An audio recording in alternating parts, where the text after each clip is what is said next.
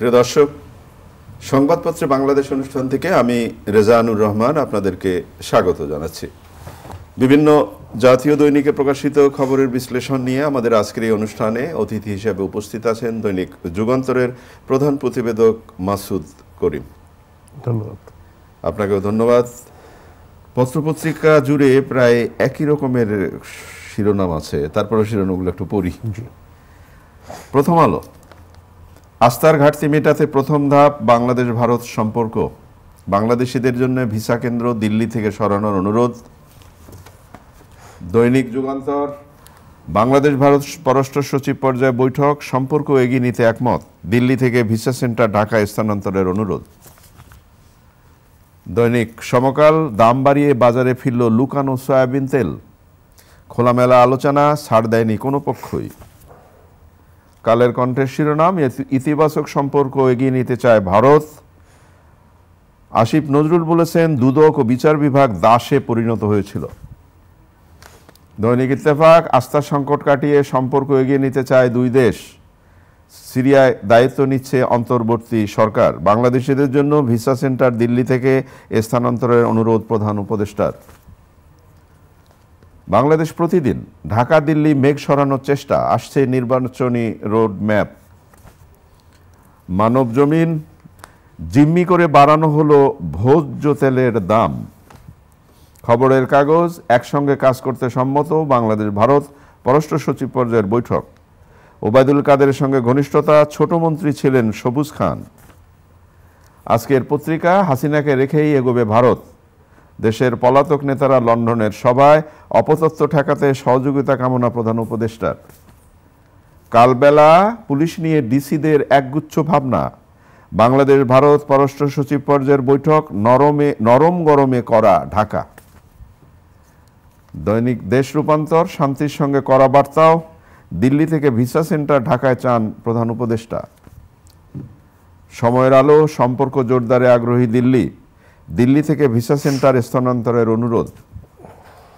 দৈনিক জনকণ্ঠ, শেষ হলো সাগরে তেল গ্যাস অনুসন্ধান দরপত্র জমার সময়, জমা পড়েনি আবেদন।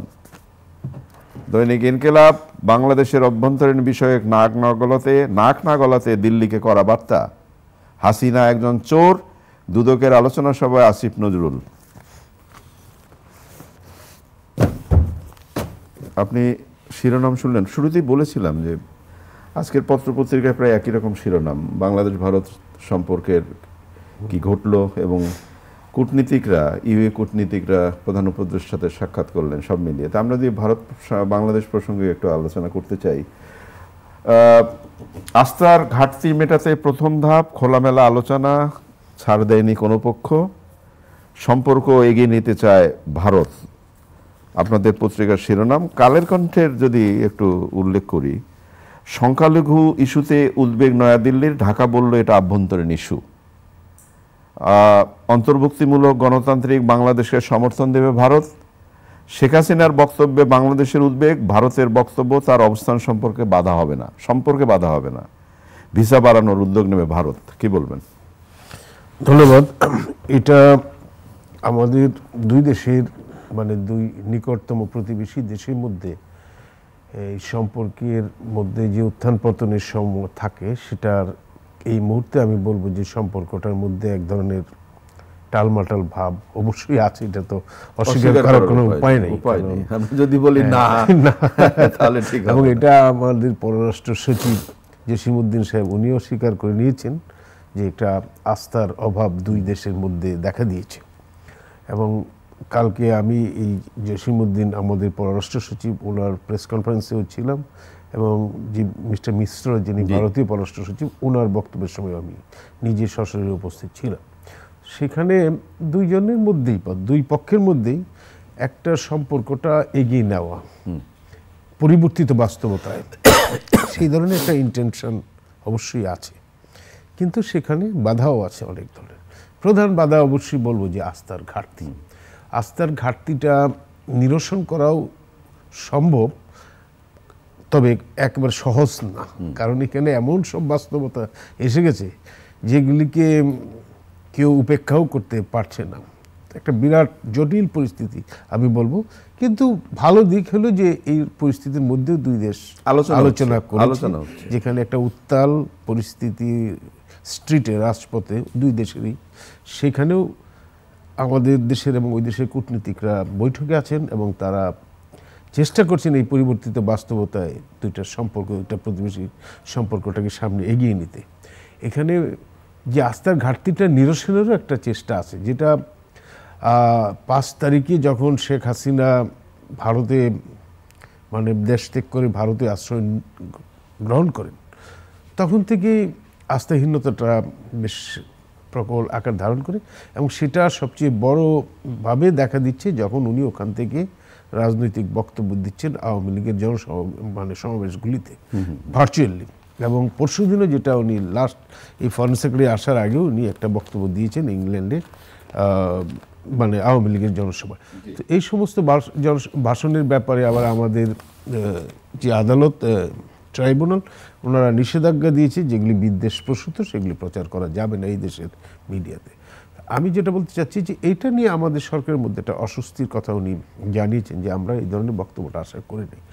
এইরকম নানা রকম ইরিটেশন আছে, যেমন ইন্ডিয়া থেকে তারা বলছে যে আমাদের দেশে যে হিন্দুদের উপরে যে রিপ্রেশনের অভিযোগ তারা তুলছে সেটা নিয়ে তাদের উদ্বেগ আছে।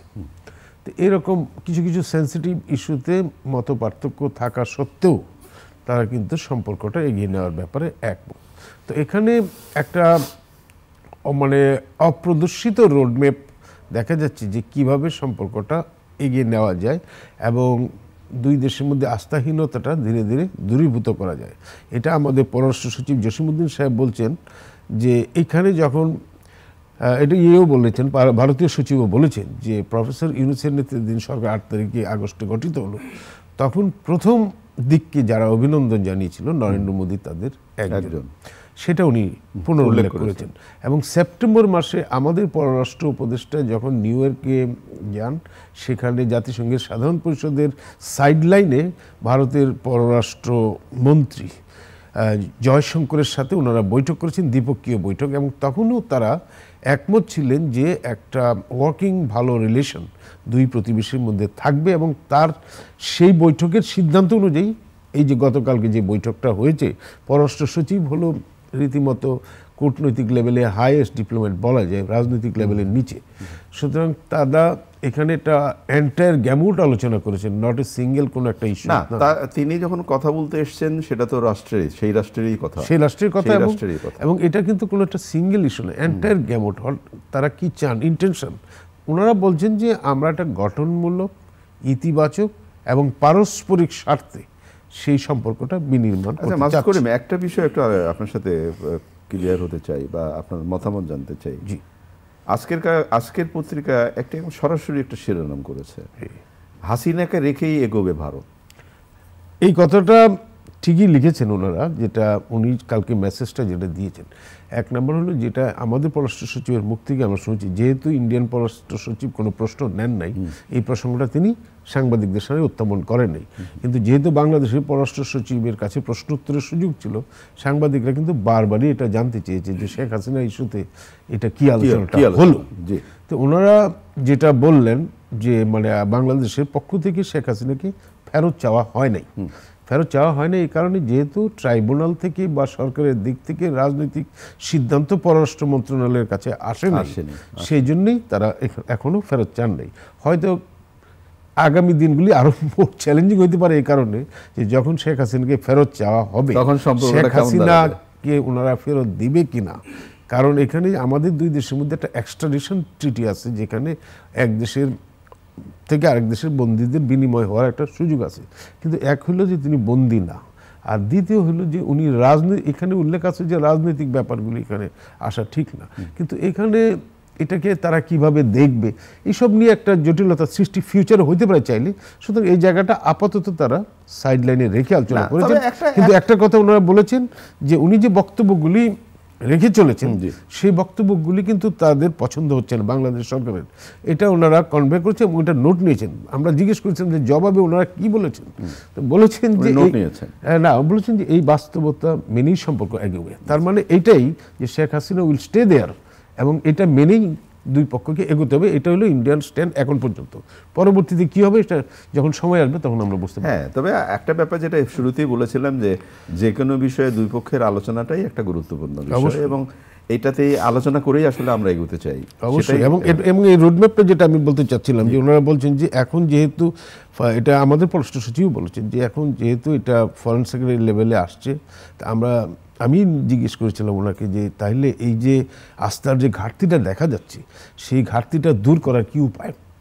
তখন উনি বললেন যে এটার যে আলোচনাটা শুরু হয়েছে এরপরে যখন রাজনৈতিক লেভেলে আলোচনাটা হবে পররাষ্ট্র মন্ত্রী পর্যায়ে কিংবা প্রধানমন্ত্রী পর্যায়ে বা প্রধান উপদেষ্টা পর্যায়ে, তখন হয়তো জিনিসগুলি আস্তে আস্তে ধীরে ধীরে আমরা সেই প্রত্যাশাই করতে চাই। গতকাল বাংলাদেশ নানাভাবে আলোচিত, যেমন ইউ এর 18 কূটনীতিক মাননীয় প্রধান উপদেষ্টার সাথে বৈঠক করলেন এবং একই সাথে ভারতের এই সচিব এলেন।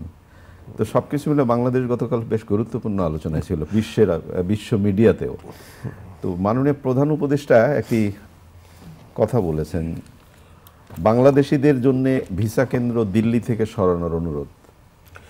মাননীয় প্রধান উপদেষ্টা এটা ঠিকই বলেছেন। এটা কনটেক্সটটা হলো যে আমাদের দেশে ভারতের ভিসার কেন্দ্রটা বন্ধ আছে এখন, মানে একেবারে ক্রিটিক্যাল কোনো রুগী ছাড়া তারা কোনো ভিসা দিচ্ছে না। এটা কিন্তু দ্বিপক্ষীয় আলোচনায় এসেছে এই ফরেন সেক্রেটারির সাথে যে ভিসাটা খোলা যাচ্ছে না কেন, এবং ওনারা বলছে এখনো খোলা আছে, হয়তো যথেষ্ট ভিসা তারা দিচ্ছেন না। বাট তার মাননীয় উপদেষ্টা বোধহয় এই যে বিশেষ করে ইউভুক্ত দেশগুলিতে উনি এই কারণেই বলেছেন যে আমাদের দেশে অনেক ইউরোপীয় দেশের মানে দূতাবাস নাই, এমনকি ভিসা সেন্টারও নাই। আমাদের সেই ভিসাটা সিক করতে হয় ইন্ডিয়া থেকে, দিল্লি থেকে, এবং দিল্লি থেকে ভিসা সিক করতে হলে আগে ইন্ডিয়ার ভিসা আমাদের পেতে হবে, কিন্তু ইন্ডিয়ার ভিসা তো এখানে স্টপ। তো সেই জন্যে যারা দিল্লি ভিত্তিক রাষ্ট্রদূত, যারা বাংলাদেশকে কনকারেন্টলি দেখাশোনা করেন, একই সঙ্গে দিল্লিতে ইন্ডিয়ারও রাষ্ট্রদূত এবং বাংলাদেশের রাষ্ট্রদূত, তাদেরকে উনি আমন্ত্রণ জানিয়ে এনেছিলেন তার দপ্তরে এবং বলছেন যে উই আর ফেসিং ট্রাবল, যে আমরা এখন আপনার দেশে ভিসা দিতে পারছি না, যেহেতু ইন্ডিয়া ভিসা বন্ধ রেখেছে। সুতরাং আপনারা আমাদের দেশে ভিসা সেন্টারগুলি চালু করুন, আর এমবেসি চালু করলে তো আরও ভালো, তাহলে তো দ্বিপক্ষীয় সরাসরি যোগাযোগ হয়। তো এখন এটা দূরবর্তী, এটা তো আমরা আশা করব অবশ্যই যে বিভিন্ন দেশ যারা দিল্লি ভিত্তিক, বাংলাদেশ একটা ইম্পর্টেন্ট কান্ট্রি ওয়ার্ল্ডের মধ্যে, যদিও আমরা ভৌগোলিক দিক থেকে কিছুটা হইলেও মানে কম ছোট, কিন্তু আমরা অর্থনৈতিক দিক থেকে আবারও বলি আপনাকে, ছোট শব্দটা ইউজ করলেন তো ভৌগোলিক গল্পটা ছোট বলিয়া কাউকে অবহেলা করি দেন না, ঠিক আছে, আমি ভৌগোলিক দিক থেকে বলছি, কিন্তু আমরা বলছি ইম্পর্টেন্ট কান্ট্রি বাংলাদেশ, এবং ইম্পর্টেন্ট কান্ট্রি হিসেবে আমাদের দেশে এইসব দেশগুলির দূতাবাস থাকতে পারে, এবং আমরা ভবিষ্যতে ব্যবসা বাণিজ্য এবং অন্যান্য ক্ষেত্রে, কূটনৈতিক ক্ষেত্রে খুব একটা গুরুত্বপূর্ণ ভূ রাজনৈতিক ইম্পর্টেন্ট প্লেয়ার হতে পারি। সুতরাং এইসব বাস্তবতায় আমিও বলবো, যেটা প্রধান উপদেষ্টার সাথে সুর মিলে, যে আপনারা দূতাবাসগুলি ঢাকায় স্থানান্তর করুন, আর যদি দূতাবাসগুলি স্থানান্তর করতে কিছুটা সময় লাগে ভিসা সেন্টারগুলি অন্তত, কেন আমি দিল্লিতে যোগাযোগ করে আমি ভিসা নেব, কারণটা কি? সেটাই আমরা সেটা বলছি যে অন্তত যদি আপনি ইমিডিয়েটলি একটা, কারণ লোক বলের ব্যাপার আছে, অর্থনীতির ব্যাপার আছে, হয়তো এমবেসিটা দ্রুত চালু করা একটু কঠিন হয়, তাহলে অ্যাটলিস্ট ভিসা সেন্টারটা এখানে চালু করুন, যাতে আমরা ভিসার আবেদনগুলো এখানে সহজ হয়, একেবারে সহজ হয়। দেশের আলোচনায় আসি, সয়াবিন মানে একটা আমার কাছে কেন জানি মনে হলো এটা শুভঙ্করের ফাঁকির মতো। যেমন আজকে একটি পত্রিকার শিরোনাম, সমকাল, দাম বাড়িয়ে বাজারে ফিরল লুকানো সয়াবিন তেল। আমার প্রশ্নটা হলো, হঠাৎ করে সয়াবিন বাজারে হাওয়া হয়ে গেল, এখন লিটার প্রতি আপনি বৈঠকে বসলেন, লিটার প্রতি আপনি 8 টাকা বাড়ালেন, এখন সব জায়গায় পাওয়া যাবে। এটা কি জাদুর আলাউদ্দিনের চেরাগ দিয়ে আপনি সয়াবিন নিয়ে এলেন? এটা তো পুরো ব্যাপারটা একটা সিন্ডিকেটের মাধ্যমে চলতেছে, বহু বছর চলতে। এখন রমজানের আগে যদি ইমিডিয়েট আগে দাম বাড়াইলে একটা, আপনি রমজানের কথা বললেন, সোলার নিয়ে এখনই শুরু হয়েছে কাজ। ওরাটা এটা এখন কয়েক বছর ধরে এটা ট্রেন্ড দেখা যাচ্ছে যে যারা সিন্ডিকেট করছে, যারা এটার সদস্য, তারা রমজানের আগে বাড়ায় না, অনেক আগে বাড়িয়ে দেয়, যাতে এখন ইতিমধ্যেই তারা ব্যবসা ট্যাবসা করে টাকা আসলে পরে যখন সামাজিক আন্দোলন শুরু হবে, সরকারের দিক থেকে চাপ শুরু হবে, তখন তারা হয়তো 1-2 টাকা কমিয়ে দিল বা সহনীয় পর্যায়ে নিয়ে গেল, তো আগে ভাগে শুরু করে দিচ্ছে। তো এই জন্য আপনি ছোলার কথা বললেন, সোয়াবিনের কথা বললেন, এইগুলি তো লিমিটেড সিন্ডিকেটের আওতায় আছে।